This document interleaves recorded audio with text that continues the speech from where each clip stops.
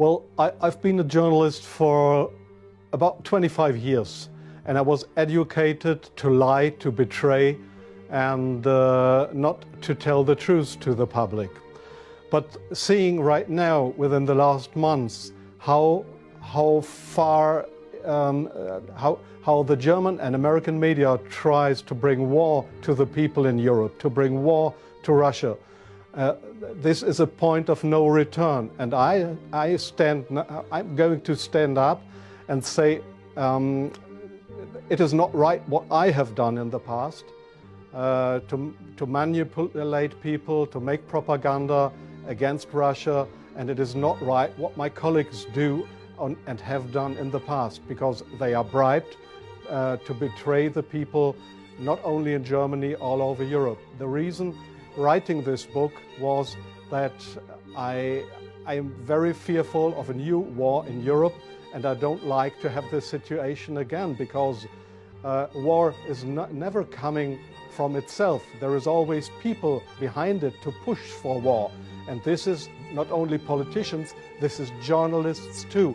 And I just have written in the book how we have betrayed in the past our readers just to push for war, and because I don't want this anymore. I'm fed up with this propaganda.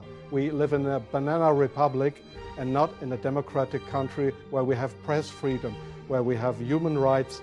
If you see the German media, especially my colleagues who day by day write against the Russians, who are in transatlantic organizations and who are supported by the United States to do so, well, people like me, I became an honorary citizen of the state of Oklahoma in the United States.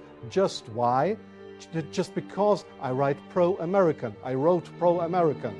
I was supported by the Central Intelligence Agency, by the CIA. Why? Because I should be pro-American. I'm fed up with it. I don't want to do it anymore. And so I've just written a book not to earn money. No, it will cause a lot of trouble for me, just to give the people in this country, in Germany, in Europe, and all over the world, just to give them a glimpse of a view what goes up behind the closed doors. Now, you ask, what have I done for intelligence agencies? So, please see, most of the journalists you see in foreign countries, they claim to be journalists, and they might be journalists, European or American journalists, but many of them, like me in the past, are so-called non-official cover. That's what the Americans call that. I have been a non-official cover. Non-official cover means what? It means you too work for an intelligence agency. You help them if they want you to help them, but they will never, or when they find out that you are not only a journalist but a spy too, they will never say, oh, this was one of our guys. They will not know you. That means non-official cover. So I have helped them in several situations, and I feel ashamed for that too now.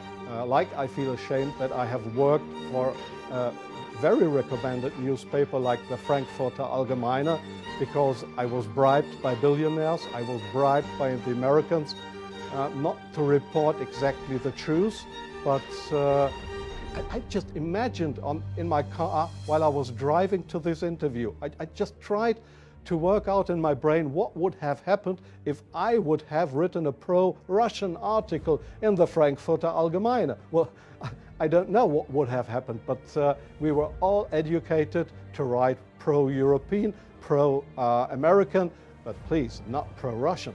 So I'm very sorry for that, but this is not what I understand for democracy and for press freedom. I'm very sorry for that. I'm sorry in interrupting you. I'll give you one example. Sometimes the intelligence agencies, they come to your office and want you to write an article. I give you an example not from strange other journalists, from me myself. I've just forgotten the year. I just remember that the German Foreign Intelligence, Bundesnachrichtendienst, it is just a sister organization of the Central Intelligence Agency. It was founded by the American Intelligence Agency. So one day the BND, this German Foreign Intelligence Agency, came to my office at the Frankfurter Allgemeine in Frankfurt. And they wanted me to write an article about Libya and about Colonel Muammar Gaddafi. I had absolutely no secret informations regarding Colonel Muammar Gaddafi and Libya. But they gave me all these secret informations, and they just wanted me to write, to sign the article with my name. I did that, but it was an article that was published in the Frankfurter Allgemeine that originally came from the Bundesnachrichtendienst, from the German Foreign Intelligence Agency. So do you really think that this is journalism, intelligence agencies writing articles? Oh yes, that article, I have reprinted it partly in my book. That article was how Libya and Colonel Muammar Gaddafi, how he secretly tried to build a poison gas factory. I think in Rabta was the name, yeah. And I got all those informations. It was a story that was printed worldwide 2 days later. But I had no information on that. It was the intelligence agency that wanted me to write this article. So, but this is not the way journalism should work, that intelligence agencies, that they decide what is printed and what not. If I say no, I give you an example from a very good example if you say no. Well, we have a rescue unit in Germany with helicopters for traffic accidents.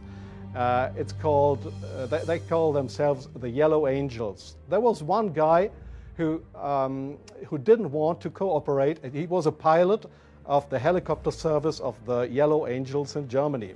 This guy said no to the Foreign Intelligence Service, Bundesnachrichtendienst, when they approached him and wanted him as a non-official cover to work for the German Foreign Intelligence Agency, under, just to pretend to be somebody from the Yellow Angels. So what happened was that he lost his job, and the court in Germany, the judge decided that they were right, because such a guy could not be trusted. He was kicked off his job because he didn't cooperate with the Foreign Intelligence Service. So I knew what would happen if I would not cooperate with intelligence services.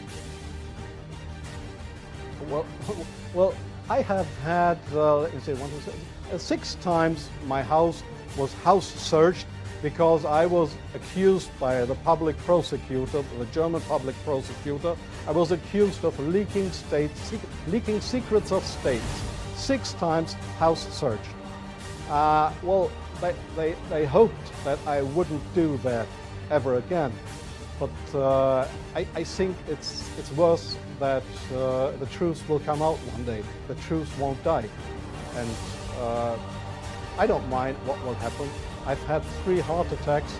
I have no children. So if they want to bring me to court or to prison, so it's worse for the truth.